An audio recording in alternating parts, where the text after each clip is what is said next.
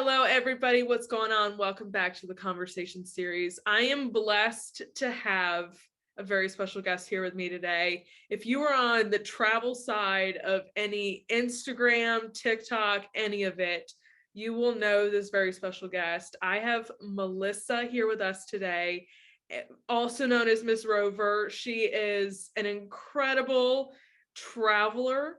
And she is here with us today. I'm going to turn it over to her and let her introduce herself. Hello. Thanks so much for having me. This is great. Gosh, introducing myself. I always struggle with this. But I'm Melissa. I grew up in the Midwest in Michigan in a very small town of like 700 people, like one stoplight, Yeah. elementary, middle school, high school all combined. It was, not I don't know, travel was never like something I thought was possible growing up there. So I think that's part of why I'm so passionate about it now. But I was able to start my journey with travel as a traveling occupational therapist, taking on contracts, and how I ended up in Washington and then Alaska and now California.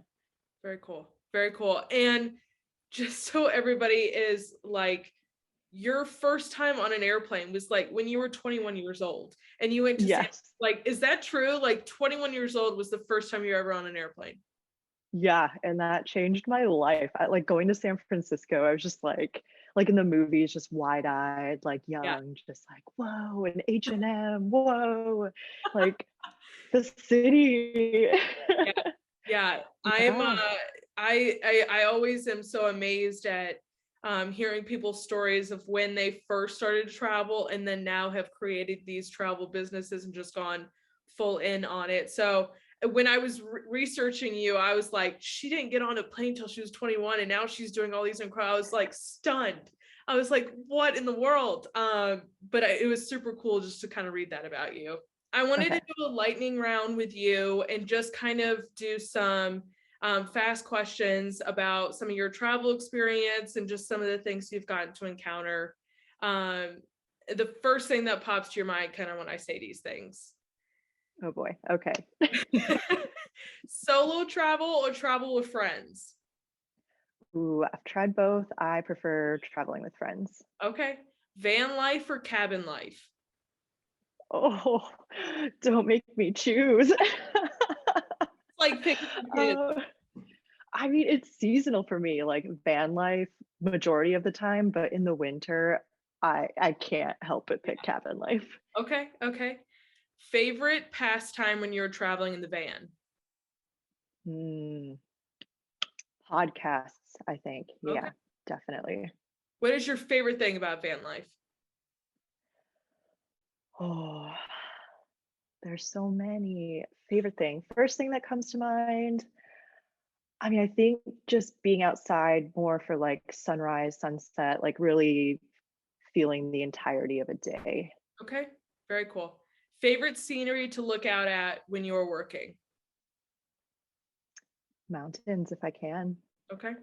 Photo or video? Ooh. I'm gonna choose. I'll choose photo because film photography is something I really love. Very cool. If you could go back to one national park right this second, which one would you go to? One national park. North Cascades. Okay. In Washington. Yeah. Cool. Big city or outskirts? I think now, after going through a pandemic, I'm going to say outskirts, but it used to be big city for sure. I think everybody has like dispersed from the big cities. Yeah. Give me a small little remote cottage. Yes. I think that's where everybody's going to begin with anyways. Yes. Desert camping or mountain camping? Oh boy. These are hard. I think, oh gosh, I'm gonna go with mountain. Okay. Glamping or tree houses? Treehouse. That's what I was hoping you would say, because I'm like so into these tree houses right now. Yes. so hard not to love them. Work hard or play hard? Trying to find a balance between those, but I mean, play is always more Oh, fun. play is always more fun, but it's fun when you get to do your job at the same time and in just such an easy way. But I hear you on the balance part. I couldn't agree Yes. more there. I want to hop right in. Where did Miss Rover come from? Where did that name start? I wish I had a clever story about how it started, but honestly, I was just like doing some basic like marketing research essentially. And, Very cool. my name, Melissa Miller, is just so common. I Yeah. couldn't use my name. I couldn't use, like, everything was taken. There's like, Melissa Wandering, Melissa wrote, Yeah. like, all of those Oh things yeah. are already done 1,000 times over. So I basically went to a thesaurus and typed in like different travel words until Rover came up. I was like, oh, I haven't seen that one yet. Hey, I like it. I like it. And now, because you've created a full blown business on this where you're doing this full time now, how did you really brand yourself as Miss Rover? How did that come to be? It was always a part-time hobby for me, and I don't really feel like my branding was very consistent at first. It was kind of just like, oh, I have this blog and it's Yeah. cute. But then brands started reaching out and I started to take it more seriously. And then, I mean, honestly, during the pandemic, I was kind of put in a situation where my travel contract was up with traveling occupational therapy. Okay. And it was either move Yeah. or try freelance. And I had just started dating someone, so I chose freelance. Got it. Got it. First time on an airplane was when you were 21. What is your kind of why for starting Miss Rover? Yeah, for me, I mean, not getting on a plane until I was 21 and growing up in such a small town, I felt like travel was this like luxury, unattainable thing that I couldn't, achieve. Yeah. And so I think my why really stemmed from finding travel that was affordable and being able to share that with others and inspiring people to go out and do it too. Very cool. I've always I've traveled since I was the age of 4. And so I've learned so many things when I've traveled, but as I've gotten older, I've really had an appreciation for the people that have actually sat down and kind of outlined things for people just in terms of like, okay, here's your here's how you can actually travel in your budget and make it so realistic. Like, how did you come about, like, hey, I want to make sure that everybody is able to travel and see these things as well, no matter how much money that they have? I think it started with, I mean, friends and family from Michigan when they would see like where I would end up, they were like, "Oh, I could never do that. Like, that's like I'm just gonna live through you." And I'm like, "No, but you can." Like, and then I would stumble across tools like freecampsites.net and, Okay. different, finding used or secondhand gear that really made it possible for me. And I just wanted to share it. It was like, Yeah. oh, look at these great resources everyone should know about. Very cool. Very cool. Now, if anybody, like, if you guys are a follower of Melissa, your website is beautiful. All of your Oh, thank you. videos are kind of like you have truly like romanticized kind of your platform and just everything that you get to go do. When you're building this, because I'm speaking from experience here, I finally had to bring someone in to completely redo my website because I was like, I could tap out. I can't do it. I physically do not have the skills to do this. Was I there feel ever that. was there ever a moment that you were like, okay, I can't do this. I need to, like, how do you approach that and be like, I need help from a creative standpoint? I think for me, the push was definitely going full time with this and just being spread so thin. I was trying to, post on Instagram every day, Oh post yeah. on Twitter, post on TikTok, Yeah. make a newsletter, like do all these things. And I was like, Yeah. I can't do this.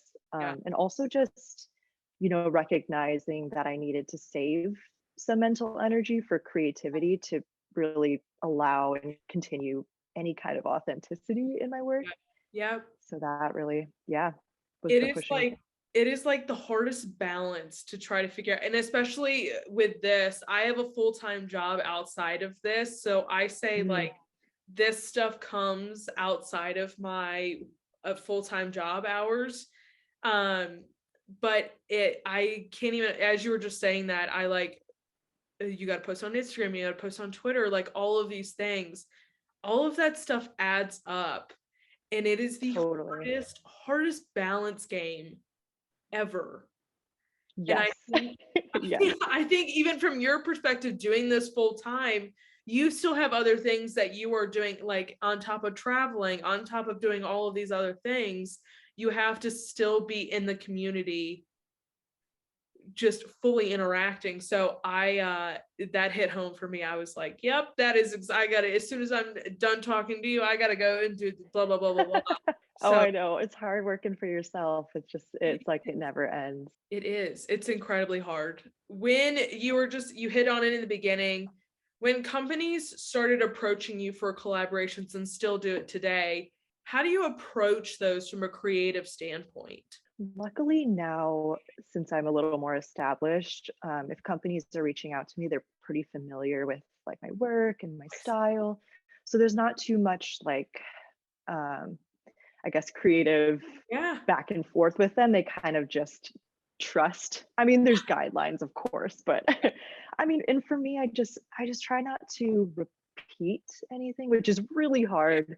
Yeah. But it's like, oh, let me switch up like my outfit style or Yeah. like the angles or the trail, or like I just try to keep some elements that are different with each brand. Okay. Now that we're in the new year, we're in 2022. Um, how, like, what does this year kind of look like so far for you? How often are you traveling right now? My partner Jonathan did the math, of course he did, on like how much time we actually spend on the road. Yeah. So last year was 35% of the year. Okay. And I imagine with, if it wasn't a pandemic, it'd be closer to like 50, Yeah. 55. Yeah. If it was up to me, it'd probably be a lot more. But it's kind of great because my partner's a cinematographer, and so Yeah. we can come back when we're in the community. We're working Yep. with local people, local companies, and I get to assist him with that. What is, when you started this, because I've heard, just when I've talked to people who are going full van life or who are doing this kind of travel full in, what is one thing or just something you would have known about before you went and completely did this full time? Oh my gosh, I have like 20 things. um, If I had to choose one, I think the ultimate challenge for me on the road is self-care. Okay. I definitely thought like, oh, van life, like slowing down, like, more time, but Yeah. just making tea, making coffee, you have to like Yeah. get the stove out, get the propane, like it's just there's not as There's some much extra time as you steps to think. it. Yeah, yeah, which is great and kind of like meditative, but yeah, definitely like making time and balancing time spent Yeah. driving with taking care of.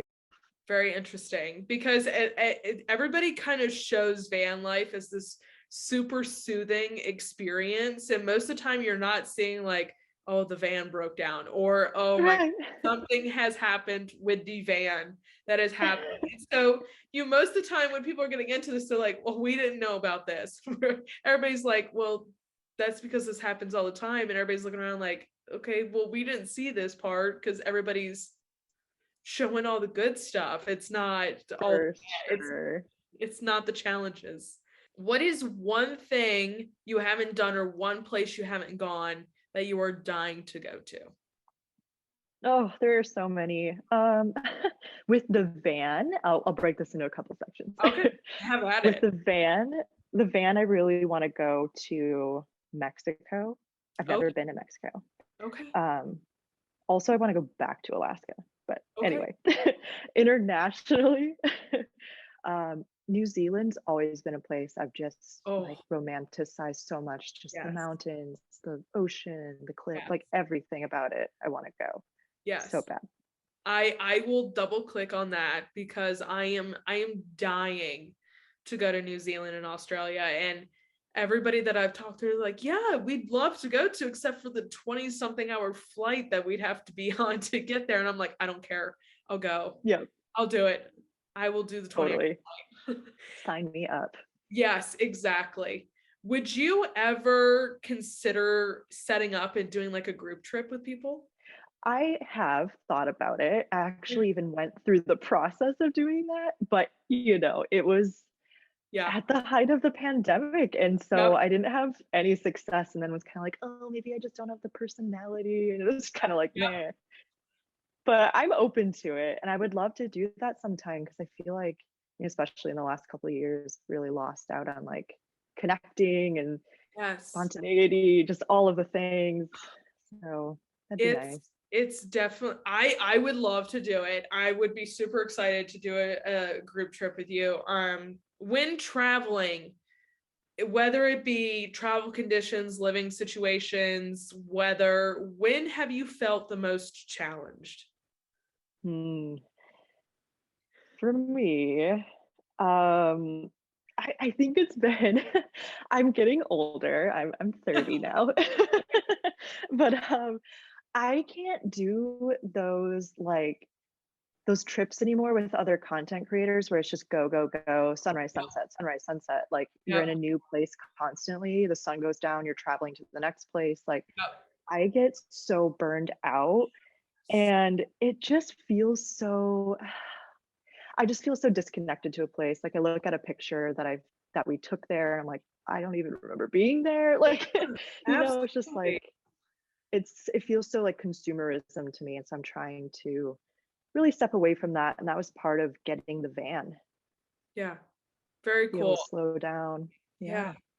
I I am 24, about to be 25, and I've gotten to the point in trips where I'm like, okay, if I want to go sit down by the water, I'm going to go sit down by the water. You guys can do whatever you want to, but I'm going to sit here and chill and listen to music and Yes. fully take it in. Or like, I am not, it makes me sound like such a grandma too. I am not a like, I would love to see the sunrise. I'm gonna go back to bed, or I'm gonna go see the sunset and I'm just gonna sit there and watch it. But I'm not gonna like, you know what I mean? Like, it is not a huge event for travel wise for me anymore to be like, I gotta go do Yeah, this and this. I'm gonna enjoy it all. exactly. Yeah. It just doesn't have to be like, I don't want to be in a situation where I feel like I have to take photos like every single time there's good light. Like Yeah. that's why. My sister has started saying to me, I'm like, take a picture of the sunset. She's like, the camera can't capture it, Danielle. Just sit here and enjoy it. And I'm like, wow, okay, thanks. Thanks for the wake up Yeah, call. totally. What was the thing that bit you that started like, I love hiking. What is your like, how did you become so obsessed with being with the outdoors? Ooh, I don't know if I've really thought about that. My friend introduced me to hiking when I was living with her in Michigan, and Okay. we ended up planning a trip to Colorado, and I went all like nerdy about it and started researching like everything on Yeah. hiking boots Yeah. and bought my first pair from REI. And then we like went and did this really challenging mountain. And after that, I was like, oh, I like this. But I think in Washington, when I moved there, it was just such a way to decompress and get out of the city. And it became so good and so important for my mental health that that's what kept me going. Absolutely. I love it. It's like when you actually do get to be outdoors, it's like it truly is like that breath of fresh air. People are so tired of being indoors, especially right now. So whenever we get to do it, I love to run outside. So anytime I get to like actually take in like that cold air right now, it's like a blessing because I'm like, thank God that I'm outside right now and I'm just enjoying this. Yes. My last question for you, and I ask this of everybody, what inspires you? Oh. What inspires me? That's been something I have been trying to journal about because I feel like in Interesting. this last couple years, I've kind of lost some of that. But I mean, I think I'm just trying to get back to photos that have a feeling like, and I think that's why I gravitate to film so much right now, because consuming so much visual, Absolutely. creativity and arts on social media that when I find someone like my friend Wild Gina on Instagram, I'm Yeah. obsessed with her work. it's Yes. it's just like she captures feeling Yeah. in her work, and that's something that is so inspiring. I love that. I've always been somebody who is I cannot do film photography just because I don't have the skills to do it. But I've always been so appreciative of the beauty that comes out of film photography, because it's very different from how we view digital today. It's like slapping a filter on something, but in it's such a like a different way. It's a different Yeah, kind of photography beauty. and it's so intentional. I have to like think about Yeah. how many shots I'm taking. I can't just like rapid fire shots of a sunset, so it kind of Yeah. brings me back. Yeah. It's the put the camera down and actually enjoy it because you're only gonna get one shot of this. Exactly. No, exactly. I love that. And Melissa, I thank you so much for coming on and talking with us today. Um, Melissa's socials will be linked down below, so you guys can go follow Miss Rover herself, and stay in tune with all of the incredible travels that she is doing. I just saw the one where you were in the bathtub and you were looking out, and I was like, okay, I need to go. I need to go and be where Melissa just was because this looks incredible. Um, Yep. I'll- Treehouse obsession. oh, I'm dying. I think that's gonna be like my fall thing. If anybody needs to find me this fall, I'll be in a tree house in just different places across the country. But I appreciate you so much, Melissa, for coming on. And as always, I will see you guys back here next time. Bye, y'all.